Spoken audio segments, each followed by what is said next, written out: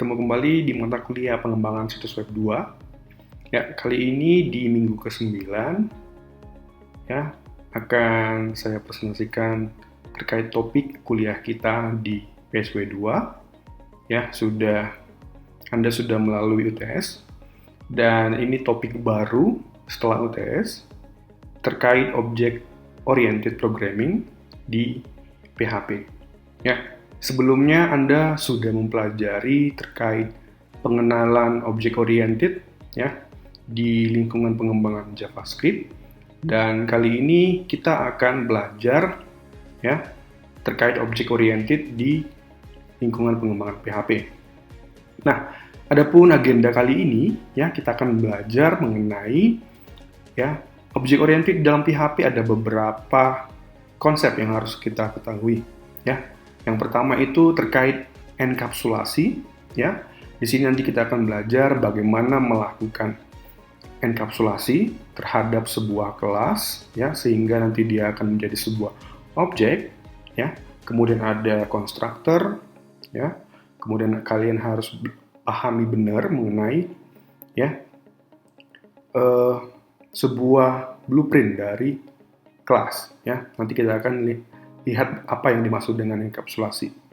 Kemudian berikutnya adalah member visibility ya, dan inheritance ya, atau pewarisan. Berikutnya abstract class, interface, dan konsep yang terakhir adalah polymorphism.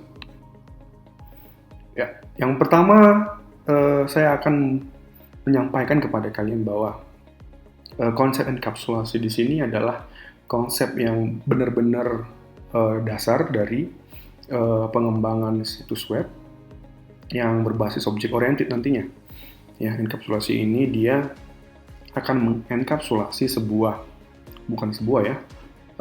data-data nanti yang akan digunakan serta fungsi dalam sebuah kelas ya.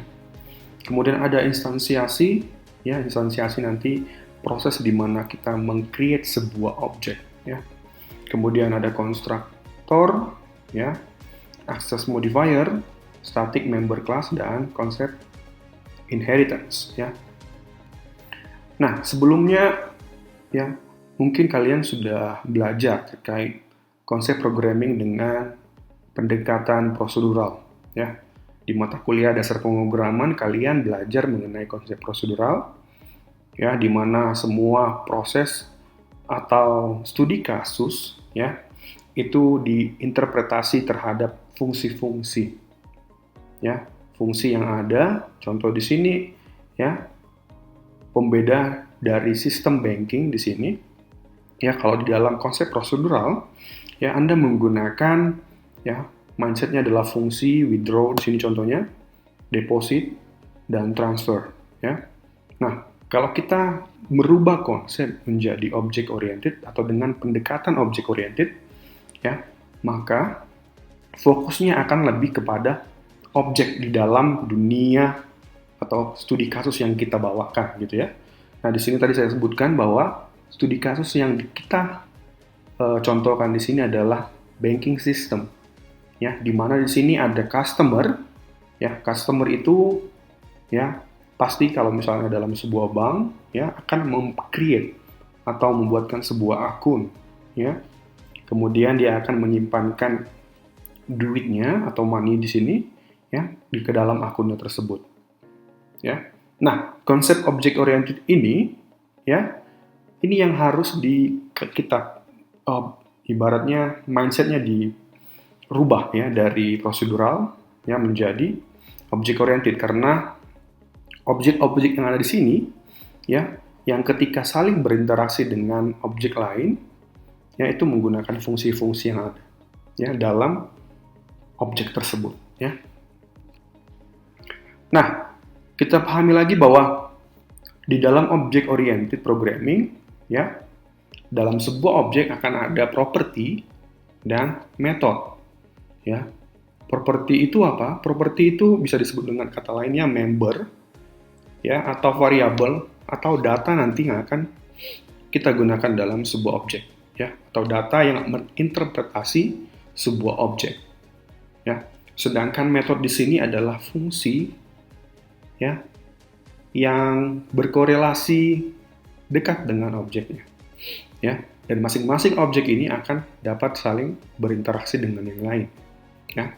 Bedakan dengan prosedural di sini, ya, yang biasanya kalian ada global variabelnya, ya, kemudian global variable ini kita implementasikan dalam bentuk fungsi-fungsi, ya. Kemudian di dalam fungsi-fungsinya akan ada juga lokal variable atau lokal data disebut di sini. Ya, seperti yang saya sebutkan tadi bahwa konsep dari object oriented, ya, mindset yang pertama sekali ketika kita melihat studi kasus, perhatikan dulu studi kasusnya, ya, pahami dulu studi kasusnya. Kita bicara mengenai apa gitu ya. Tadi kita ngomong tentang banking system, ya, lingkungannya kita yang mau kita kembangkan adalah banking. Nah, contoh misalnya ada lingkungan kampus, ya, universitas. Nah, dalam universitas, objek-objek real dalam universitas tersebut apa kira-kira? Ya, pasti ada contohnya mahasiswa, ya, ada dosen, ya, ada mata kuliah. Ya, itu yang termasuk objek yang akan saling berinteraksi nantinya. Ya. Nah, dari mana objek ini terbentuk? Ya, dia akan terbentuk dari kelas. Ya, jadi kelas-kelas ini nanti adalah blueprint dari sebuah objek. Ya. Nah, berikutnya di dalam objek-objek akan ada properti dan metode. Ya, properti ini bisa nanti disebutkan dengan member ataupun atribut, ya, ataupun datanya nantinya, ataupun variabel, ya. Kemudian metode ini adalah fungsi ataupun prosedur, ya. Nah, kita masuk ke contoh konsep dari praktikum kalian sebelumnya juga berbicara mengenai mobil, ya. Nah, di sini kita interpretasi bahwa ada kelas mobil ini yang akan kita bentuk objek-objek, ya, seperti di situ Mercedes, BMW, Audi. Seperti itu. Ya, nanti kita akan lihat bagaimana kita mengimplementasikannya, ya. Nah, kelas dan objek, ya. Di sini saya sebutkan tadi ada terkait terminologi dari enkapsulasi, ya. Enkapsulasi di sini artinya adalah sebuah konsep di mana kita, ya, membungkus atau di sini mengencapsulate, ya, semua data dan member functions, ya, secara bersama-sama di dalam membentuk sebuah objek, ya. Jadi kita nanti satukan semua dalam sebuah kelas sehingga nanti dia akan membentuk sebuah objek, ya. Nah, disebutkan di sini class is a description or detail specification, atau dengan kata lain nanti kalian pasti ketemukan itu adalah sebuah blueprint dari bagaimana objek realnya, ya, apa yang nanti dapat dilakukan objek realnya, ya. Sedangkan objek itu adalah instansiasi dari kelas, ya. Itu yang nanti fisikal, bisa dibilang objek nyatanya dalam sebuah, ya, real concept. Nah, bagaimana kita nanti mendeklarasikan kelas dan menginstansiasi objek, ya? Yang pastinya kita menggunakan keyword class, ya, diikuti nanti dengan nama kelas tersebut apa, gitu, ya. Kemudian keyword yang paling sering nanti kita gunakan adalah this, ya. This ini kita akan nanti gunakan ketika when a method is called from within an object context. Ya, ketika nanti kita mau manggil metodenya, ketika misalnya nanti kita mau memanggil propertinya, ya, kita nanti biasanya menggunakan this, ya. Nanti itu akan mereverse ke objek itu sendiri, ya. Kemudian untuk menciptakan atau menginstansiasi sebuah objek, ya, kita butuh keyword new. Nanti kita akan menggunakan new. Nah, di sini perhatikan, ya, kalau kita nanti memecah-mecah kelasnya dalam beberapa file, ya, perhatikan bahwa kelas tersebut itu kita include ke kelas yang mau kita gunakan, ya, atau main kelasnya. Nah, kita ke contoh di sini, ya, ini ada contoh saya buat, saya akan ada demonstrasikan dulu, ya. Nah, di sini ada contoh. Perhatikan di sini, ya. ada tadi menggunakan kelas, kemudian nama kelasnya apa gitu ya. Ini car. Kemudian ada propertinya ya. Properti di sini ada 3 ya. Ada public jenis ya, public warna dan public harga. Ya, di sini saya buatkan ada public function get property ya untuk mengambil properti dari semuanya. Ini yang dinamakan dengan metode tadi.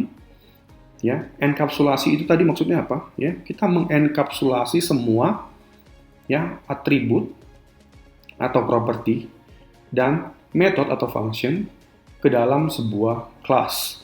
Ya, ini yang dinamakan dengan proses enkapsulasi.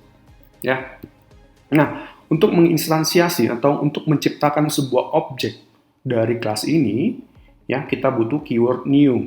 Ya, makanya di sini akan ada, di sini contoh Mercedes, ya sama dengan new car, ya ini kelasnya tadi, ya buka kurung tutup kurung, ya kemudian Mercedes gunakan tanda panah, ya jenis, ya apa Mercedes? Contoh di sini C200 gitu ya. Kemudian ada warna hitam, kemudian Mercedesnya harganya juga kita set harganya, kemudian kita tampilkan, ya.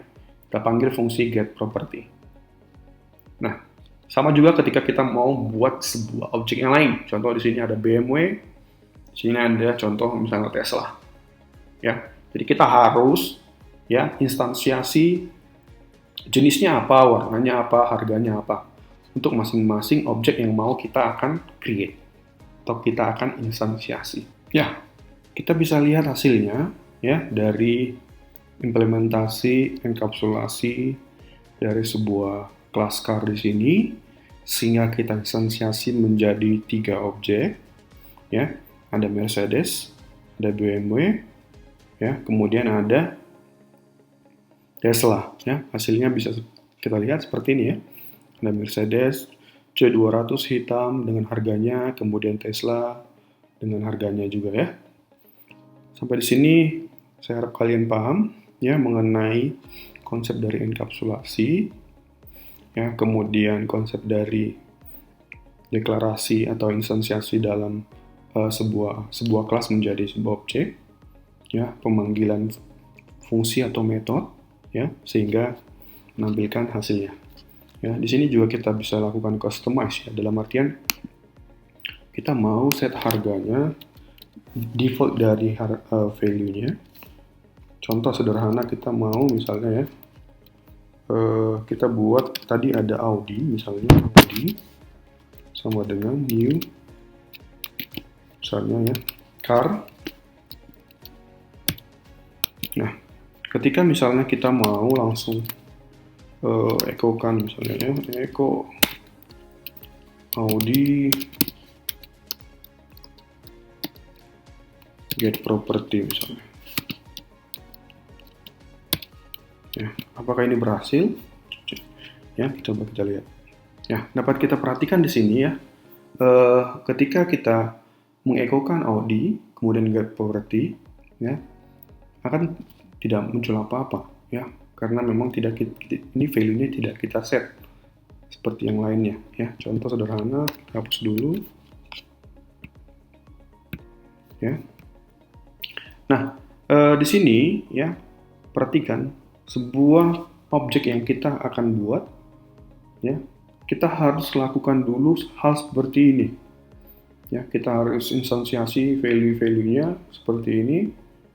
Ya, akan sangat bayangkan ya kalau misalnya kita mau buat 10 objek, kita harus membuat hal yang sama seperti ini terus secara terus-menerus. Ya, kira-kira nanti solusinya apa kita dulu ke slide ya. Nah, ini implementasi dari yang tadi. Nah, di dalam PHP ada nanti kita gunakan magic method. Ya, magic method ini sebuah fungsi bawaan atau implementasi yang sudah diimplementasikan di library PHP ya dengan menggunakan nanti double underscore. Ya, double underscore, 2 underscore. Nah, ini sudah tinggal kita gunakan nanti ya, ada construct, ada destruct, ada call, ada get, set ya untuk melakukan getter setter nanti, iset, toString ya, kemudian sleep, clone, auto load, ya. Nah, yang paling mungkin sering nanti kita gunakan adalah construct, destruct, ya, get, set, isset, unset, ya, toString, dan auto. Nah, kita masuk ke constructor dan destructor, ya. Nah, sebuah kelas dengan ya metode constructor, ya, itu secara otomatis diinfo ketika objeknya tercreate, ya. Jadi di situ sangat cocok di sini sebutkannya suitable for any instantiation that the object may need before it use, ya. Jadi ketika tadi ya kita mau membuat sebuah objek, ya, kita tadi mau tambahkan value-value satu persatu, ya, dengan bantuan construct di sini, fungsi construct, kita bisa set konstruktornya juga, ya. Nanti kita lihat bagaimana caranya. Disebutkan di sini PHP 5 cannot find a construct function for a given class. It will search for the old style constructor function. Ya, di sini disebutkan bahwa nanti kita yang menggunakan PHP 7, ya, untuk PHP 5, ya, construct di situ belum ada, makanya disebutkan di sini dia menggunakan old version dari constructor function. Ya. Untuk destruct ini kebalikan dari constructor, ya. Dia akan mendestructor dari objek-objek atau bisa disebutkan metode yang akan di-invoke, ya, ketika objek tersebut di-destroy. Nah, contoh di sini tadi saya sebutkan, ya, ini ada kelas car, ya, ada tadi objek Mercedes, BMW, Tesla, Audi. Kemudian ketika menggunakan tadi banyak objek, mau meng-create banyak objek, ya, saya sebutkan tadi kita harus satu persatu. Tapi dengan menggunakan construct, jadi sini disebutkan function underscore construct, ya, kita masukkan jenis, ya, sini default value-nya, ya, new version, warna default color, harga 0, ya. Perhatikan di sini untuk jenis yang ada di sini, ya, dia akan mengambil, ya, global variabelnya atau global propertinya, ya. This jenis sama dengan jenis yang ini adalah dari new version ini, ya, sama dengan warna dan harga. Nah, ketika kita menginstansiasi, ya, perhatikan di sini, ketika kita mau buat objek dari Mercedes, ya, nah kita tinggal menambahkan, ya, variabel-variabel tadi value-nya di parameter-parameter car ini, ya, sehingga car, kemudian kita tambahkan Mercedes-Benz C200, warnanya white, harganya sekian, ya. Kemudian kita tampilkan, ya. Nah, contoh di sini lagi, ya, ada BMW. Bagaimana kalau misalnya tidak diisi, ya? Ya, kalau tidak diisi, dia akan secara otomatis menggunakan default value yang ada di konstruktornya, ya.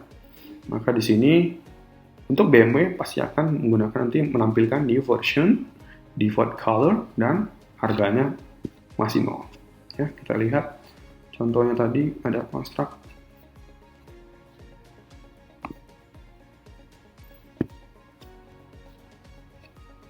Ya, kita misalnya copy paste dulu dari sini. Construct. Misalnya kita buat public function underscore construct,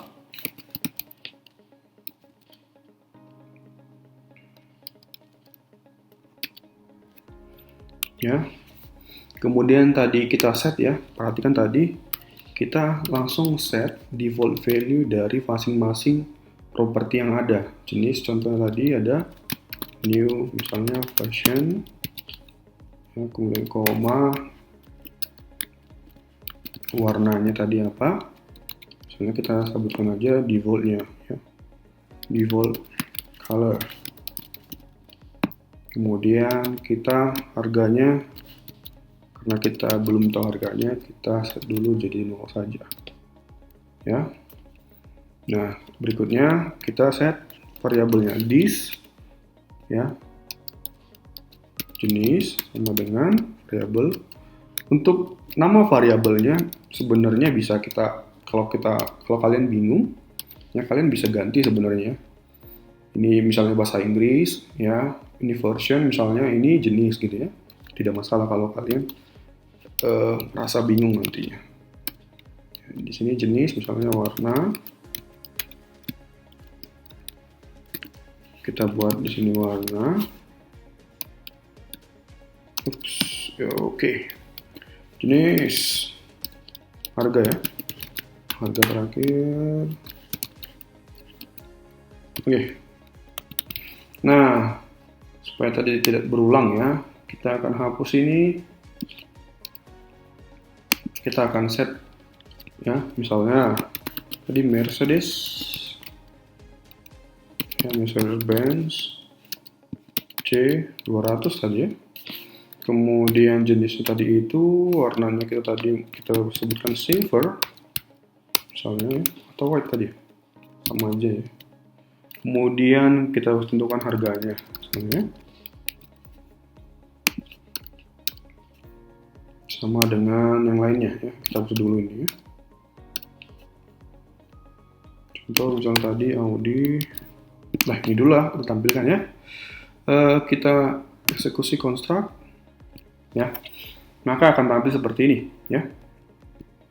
Coba kita misalnya ekokan dulu lagi properti dari Audi get property.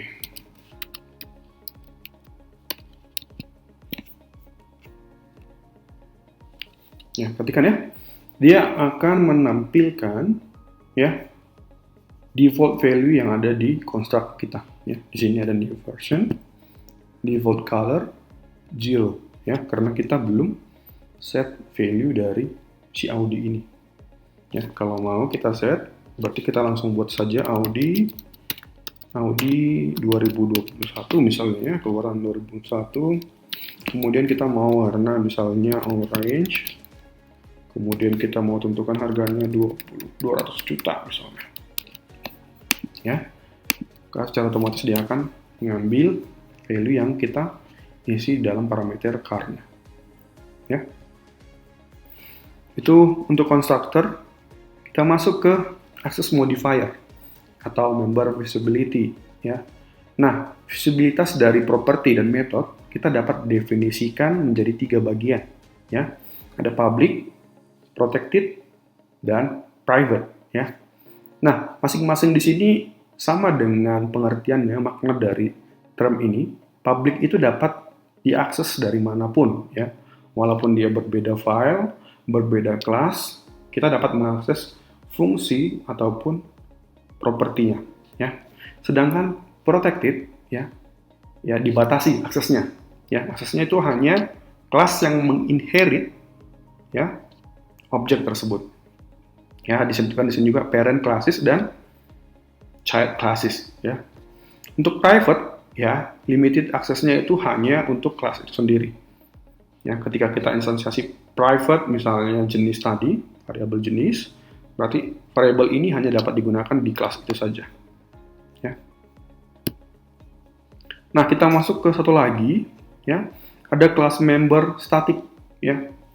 Nah, di sini sebutkan declaring members of method as static makes them accessible without any object. Ya. Ketika kita sudah deklarasikan sebuah properti ataupun metode dengan menggunakan keyword static, maka kita dapat mengaksesnya tanpa harus meng-create sebuah objek ya. Nah, karena kita tidak menggunakan atau meng-create objek ya, maka variable di sini ya kita tidak dapat gunakan. Penggantinya apa gitu ya? Penggantinya maka kita gunakan self.2.2 ya, apa nama member ataupun metodenya. Ya. Kemudian ada static property digunakan dengan menggunakan .2.2 ya, dan tidak dapat menggunakan tanda panah seperti ini lagi ya untuk mengakses objek ya. Nah, keyword static ini nanti akan sangat banyak kalian temukan ketika kalian menggunakan ya utility di dalam framework PHP ya. Nah, perhatikan di sini yang ada class car, saya buatkan di sini public static counter 1 misalnya, kemudian public static function get hello ya. Kemudian kita return hello-nya, ya. Kemudian untuk ya mengambil propertinya atau untuk mengakses propertinya ini, ya, kita gunakan self.2.2. Ya, normalnya kita menggunakan ya tanda dolar, ya, this, ya, perhatikan ya, baru tanda panah counter. Ya, tapi karena memang ini dia menggunakan static propertinya, kita gunakan self.2.2. Ya, untuk memanggil atau untuk mengakses ya masing-masing fungsi dan properti ini, kita gunakan hal yang sama ya, char.2.2, kemudian nama variabelnya, kemudian yang sama juga dengan metodenya ya, char.2.2 get hello. Lihat hasilnya ya, kalau dari gini hasilnya seperti apa.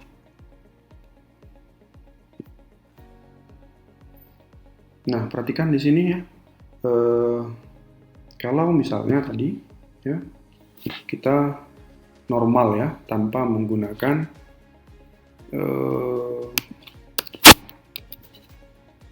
static ya, akan muncul hello 1 ya.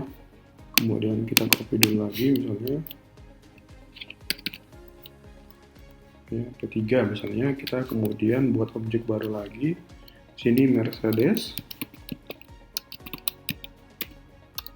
new car, kemudian kita echokan 3 kali ya, maka akan muncul ya, dia akan berurut ya counternya, car get ini Audi ya, maaf ya, ini harus kita ganti jadi Mercedes ya, harusnya hasilnya bukan berurut ya, karena ini udah dianggap objek baru, maka dia akan ngulang ya. Perhatikan di sini ya, 1, 2, 3. Kalau objek baru lagi, kita create objek baru ya, dia nggak bisa lanjut ya, 4, 5, 6.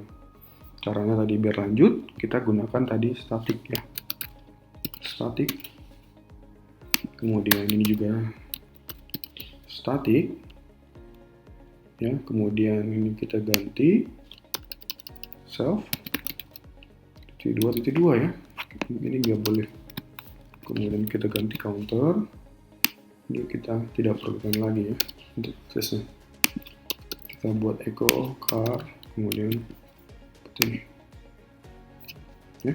Kita misalnya kita mau print berapa kali ya kan, lanjut seterusnya ya, 1, 2, 3, 4, 5 ya. Itu untuk penggunaan static, keyword static ya. Nah, untuk konsep inheritance ini adalah konsep di mana kita dapat mewariskan, sama seperti mewariskan fungsi-fungsi yang bawaan dari contoh ya orang tua dan anak ya. Kemungkinan pasti akan ada ya kriteria atau karakteristik dari sifat-sifat orang tua yang diturunkan kepada anaknya. Ya, sama seperti konsep itu, di dalam object oriented juga kita dapat implementasikan hal seperti itu. Ya. Nah, di sini sebutkan multiple inheritance tidak disupport dalam PHP. Ya.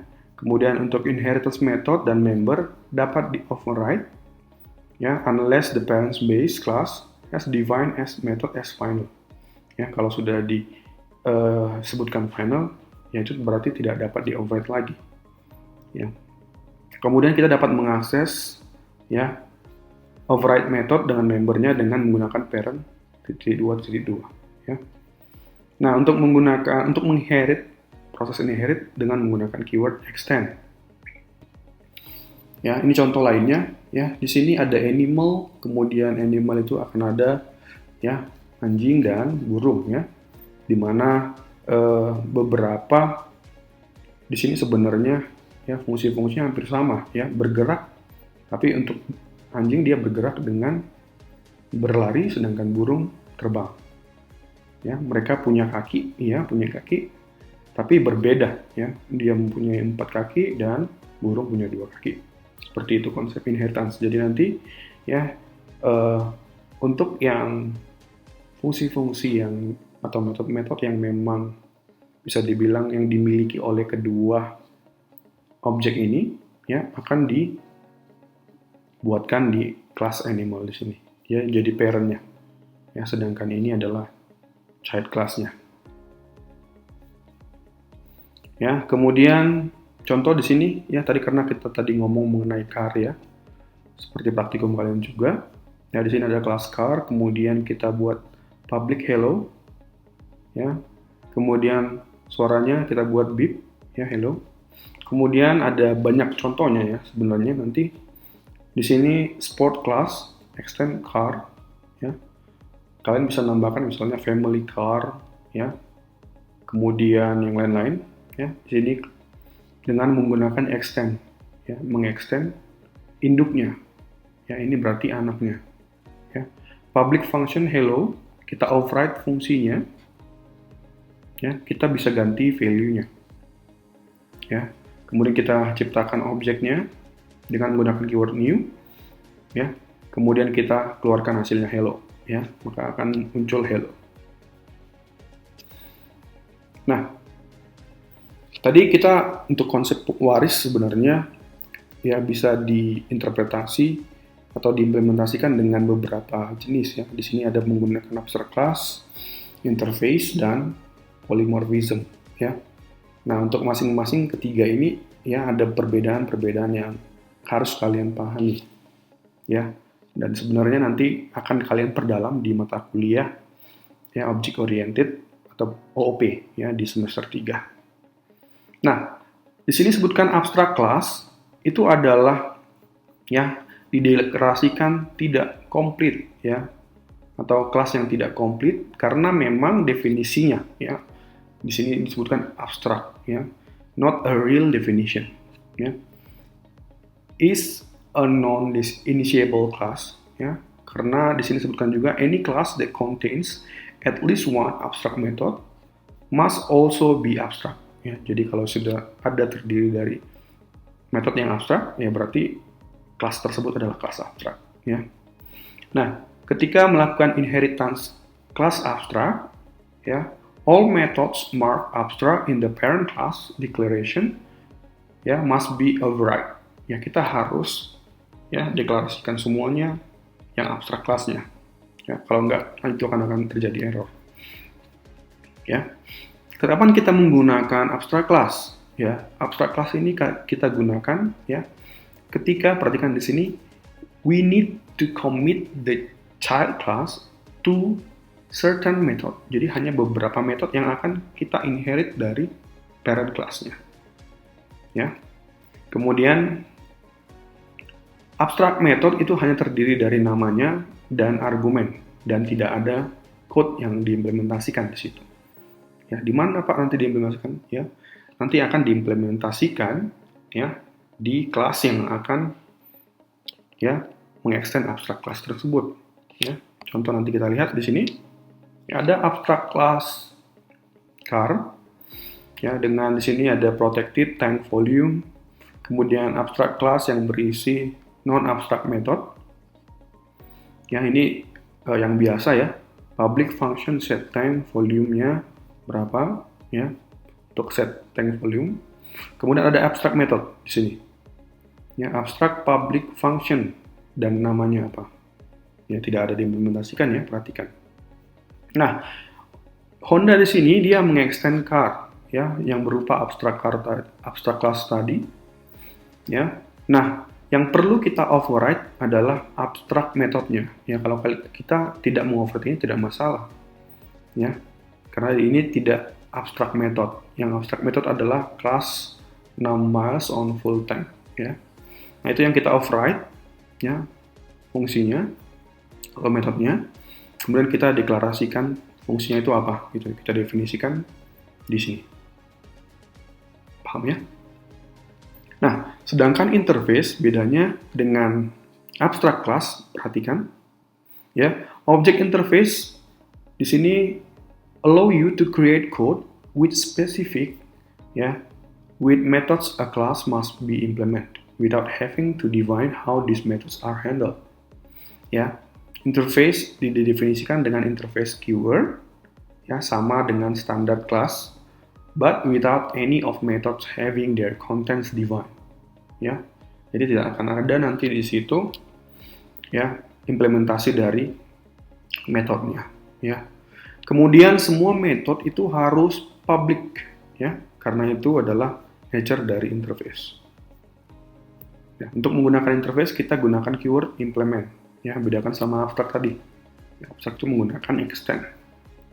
Ya, class may implement more than one interface. Jadi kelas itu dapat mengimplement 2 ataupun mungkin 3, tergantung dari bagaimana desainnya. Ya. Nah, contoh di sini ya, penggunaannya tadi interface, namanya interface-nya apa, kemudian bisa berisi abstract method, ya, isinya adalah abstract method.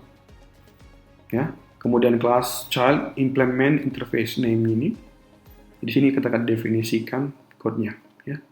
Contoh di sini, ya untuk interface, ada interface car dan interface vehicles. Ya, di sini ada abstract class-nya. Nah, di sini ini saya tidak buat abstract class, tapi ini lebih ke arah function-function yang memang nanti diimplementasikan ya. Ini hanya berupa interface. Bedanya perhatikan di sini ya. Ini class mini car, implement car, vehicles. Ya, kalau misalnya kita mau nambah, ya kita bisa tambahkan lagi. Ya. Contoh yang lainnya ya. Misalnya ada interface manusia dan interface misalnya mahasiswa. Ya, jadi kelas misalnya D3 T1 misalnya dapat mengimplement interface car ya dan manusia tadi ya. Nah, caranya begini ya. Implements car, vehicles. Nah, perhatikan di sini ya, ini private ya karena hanya digunakan di mini car ini. Ya, kemudian saya set semua ya fungsi-fungsi yang ada di sini ya, diimplementasikan di sini. Nah, kira-kira hasilnya apa? Coba kita lihat. Ya, ini saya sudah tuliskan ya. Ada interface car, interface vehicles, kemudian Honda ini implement car dan vehicle tadi. Ya, kemudian ada private modelnya dan vehicles-nya. Nah, di sini saya sudah ya instansiasi Honda 1 di sini ya, new Honda. Kemudian saya set ya Honda Jazz modelnya. Kemudian di sini rodanya ya, rodanya beroda 4 gitu ya. Kemudian kita ekokan dan kita lakukan metodenya interface. Ya, akan muncul di sini ya. Honda Jazz dan dia roda 4 tadi ya, has wheels ya. Perhatikan di sini, jika ada rodanya ya, dia akan disebutkan has wheels. Jika tidak ada, maka no wheels ya. Coba perhatikan, saya ganti misalnya ini jadi 0. Apakah masih muncul has wheels? Tidak ya, karena saya ganti jadi 0 tadi rodanya. Sini tidak ada roda ya. Seperti itu. Jadi tolong pahami keyword yang seperti ini. Ya, ini logic untuk if ya, sama seperti if. Jika ini, maka ini. Ya. Nah, dari perbedaan interface dan abstract class tadi, dapat bisa kalian summariskan seperti ini. Ya, kalian lihat aja. Dan yang terakhir, konsep mengenai polymorphism. Ya. Dan konsep polymorphism ini artinya banyak bentuk. Ya. Jadi sebenarnya ketika kita mau melakukan di sini sebutnya convention naming ya, nama ini ya dapat membantu kita sebenarnya untuk mengkodingkan sebuah misalnya konsep lebih koheren dan dapat mudah digunakan ya. Kenapa? Disebutkan di sini metode di dalam kelas yang berbeda nanti ya. Padahal sebenarnya menggunakan nama yang sama gitu. Ya. Different classes that do similar thing should have the same name. Ya. Di banyak kelas dia digunakan gitu ya. Padahal sebenarnya dia ya mengkalkulasi atau melakukan hal yang sama. Tetapi ketika kita implementasikan di dalam objek-objeknya, ya akan berbeda. ya, tapi nanti menggunakan nama yang sama. Ya, perhatikan keywordnya di sini same name, ya. In order to implement polymorphism principles, ya, atau prinsip di sini, we can choose between abstract classes and interfaces. Ya, bisa kita bebas pilih antara abstract dan interface. Ya. Nah, contoh di sini tentang shape, ya, bentuk. Ya, di sini ada interface shape, public function calculate area. Jadi kalau misalnya menghitung luas area sebuah bentuk, ya, di sini ada circles dan rectangles, ya pasti akan berbeda-beda, ya, rumusnya. Ya, beda rumus untuk rectangles menghitung kubus, ya, menghitung misalnya lingkaran, menghitung misalnya segitiga akan berbeda rumusnya. Ya, kita implementasikan dengan menggunakan prinsipal polymorphism, ya. Nah, di sini dia karena berbeda, tapi kita mau menggunakan satu nama.